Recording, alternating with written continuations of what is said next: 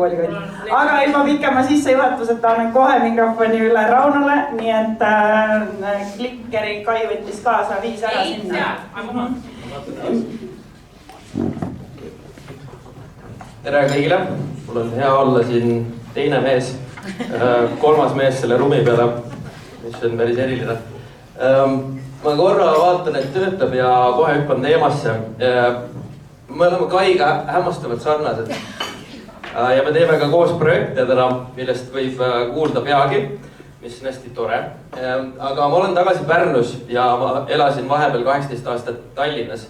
Ma olen Pärnust pärit, siin slaid tõestab ka.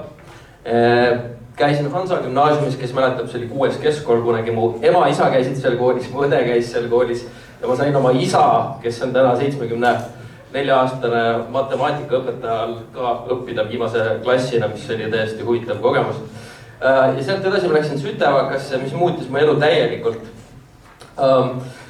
Ühtepidi mu pere sundis mind sinna minema, teistpidi ma ise väga tahtsin, kuna mu õde on minust 13 aastat vanem ja lõpetas Sütevaka teise lennu hõbemedaliga, siis peres oli selge, et ma pean järgi tegema.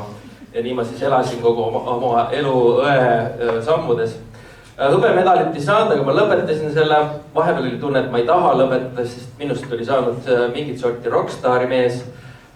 Ja loomulikult meil oli palju esinemisi igal pool üle Eesti.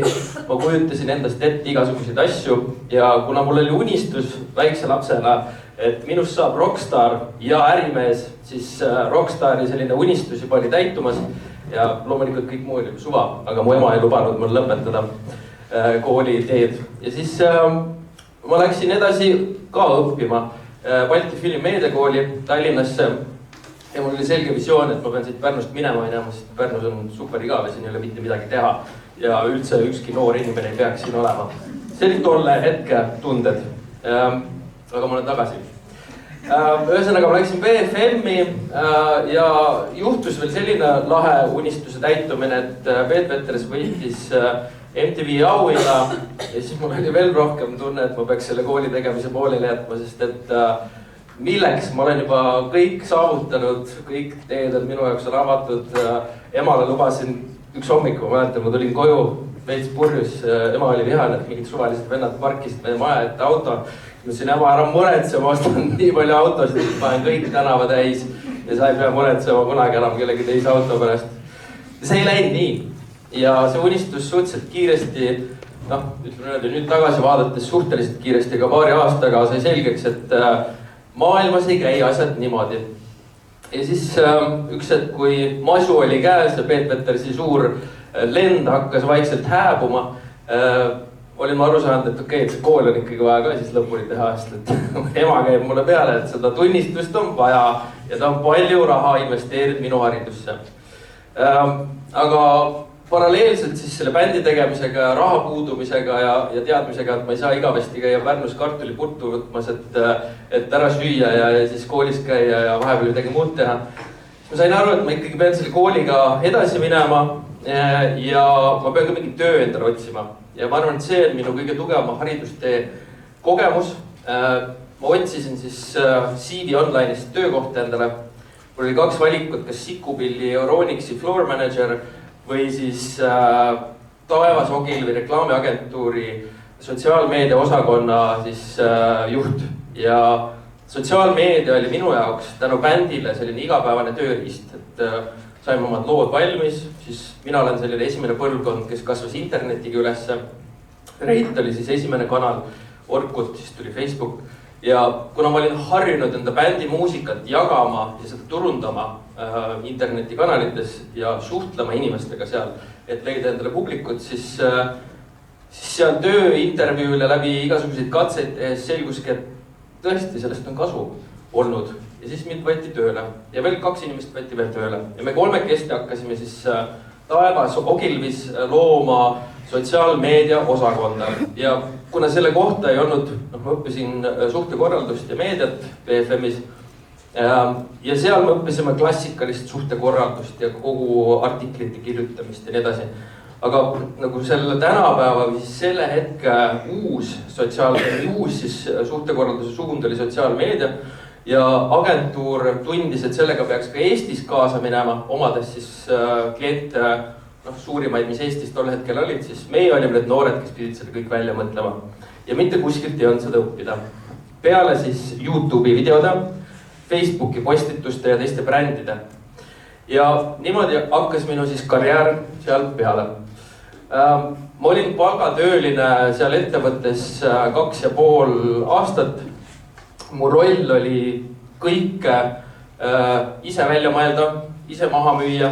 Sel hetkel sellise bändipoisina ja pooleldi koolis oleva tüübina oli suht raske minna Tarmo Noobi ette, kes on A Le Coq'i juht, ja selgitada talle, miks on vaja Limbale Facebooki lehekülge või miks A Le Coq Premium peaks endale Facebooki lehekülje tegema ja mida ta seal postitama hakkab. Eriti olukorras, kus Tarmo Noobil ei olnud nutitelefoni ja ta ei uskunud ka sellesse, sest et kellel ikka nutitelefoni vaja oleks. Siis 2,5 aastat seal ise kõike seda välja mõeldes, maha müües, arveid välja kirjutades sain ma üks hetk aru, et tegelikult nagu tundub veits ebaaus, et ma teen kõike ja nemad ei tee midagi, et miks ma siis nagu raha ära annan enda sellest portfooliost nii-öelda. Siuke hea nipsakas mõte, läksin ülemuse juurde, ütlesin, kuule, Rein Ida, kes on nagu Eesti reklaami selline isa võib nii-öelda. Et kuule mul siuke mõte, et äkki teeks firma, et 30% saad sina, 70% saab meie, me niikuinii teeme kõik, aga 30% on niigi hea sulle. Siis ta ütles ei ja siis ma olin tänaval. Ja sealt hakkas teine üliäge seiklus peale. Siis kuna ma põhimõtteliselt olin tänaval ja võtsin ühe tiimikaaslase endaga kaasa, siis me tegime enda ettevõtte, mille nimeks sai Vurr. Ja Vurrist siis kasvas Eesti kõige suurem sotsiaalmeedia agentuur, kes siis teenindas põhimõtteliselt kõiki Tallinna ja mingis mõttes ka Eesti reklaamiagentuure oma sotsiaalmeedia ja digiturunduse teenusega, mis oli ülimalt hea koht. Teenisime palju kuldmune, igasuguseid muid auhindu, sest et me olime need tüübid, kelle juurde alati võis pöörduda, kelle käest sai nõu ja kes actually asjad tegidki ära. Ja ma kasvasin siis 2-inimeselisest ettevõttest 15-inimeselise ettevõtteni ja üks hetk, kui ma olin nagu harjunud sellega, et ma mõtlesin mingisuguse süsteemi välja, näiteks üks hetk oli uus trend siis turunduses videode tegemine. Teeme siis ettevõttest mingi laheda video, ise filmisin üles, monteerisin, kuskilt mul nagu koolist seda ei õpetatud, ise pidin selle välja mõtlema, kuidas see asi käis, esimesed failisid. Ja siis läks paremaks ja siis ma sain aru, et okei, ma ei saa ise nagu videosid edasi teha, tegelikult ma olen ettevõtte juht ja palkamise ühe inimese. Siis palkasime jälle inimesi, siis üks hetk meil oli 15 inimest koos. Meil oli 3 tiimi ja teenindasime väga suures mahus erinevaid brände Eestist, Skandinaaviast, Baltikumist, Euroopast kuni Ameerikani välja. Ja mis see kõige kurvem osa oli see, et ma üks hetk enam ei teinud tööd, vaid tegelesin jamadega, sest et kui mõni minu inimestest failis, siis minu töö oli minna see asi ära klaarida. Ja kuna ma sain siis ka isaks üks hetk, siis mu tunded olid sellised, et ma ei saa enam töötada 24/7 teiste inimeste probleemide lahendamise peale, ma tahaks ise midagi teha. Siis ma plottisin, kuna minu agentuur siis oli osaga veel Publicis grupist, mis on üks suurimaid maailma reklaamiagentuuride gruppe, siis ma pidin nagu selle kuidagi kavalalt maha müüma. Siis ma palkasin endale juhi, plottisin seda müüki pikalt, kõik oli timm, kuni ma jäin väga haigeks ja siis mul oli aega haiglas 2 kuud mõelda, et mis see minu elu siis olema hakkab. Ja ma jõudsin järeldusele, et see tee sealt välja tulemiseks on õige. Ma pean selle 0,4 maha müüma, saama sealt piisavalt palju raha, et ma olen rahul ja ma liigun edasi. Ma ei tea kuidas, ma ei tea mida tegema, aga ma pean selle ära tegema. Ja selles augus olles siis ütleme niimoodi, ma sain selle tehtud, aga mulle pakuti, siis ma olen selline yes man. Kui keegi pakub mulle head mõtet, jätke see kõrva taha, siis ma kindlasti ütlen jah.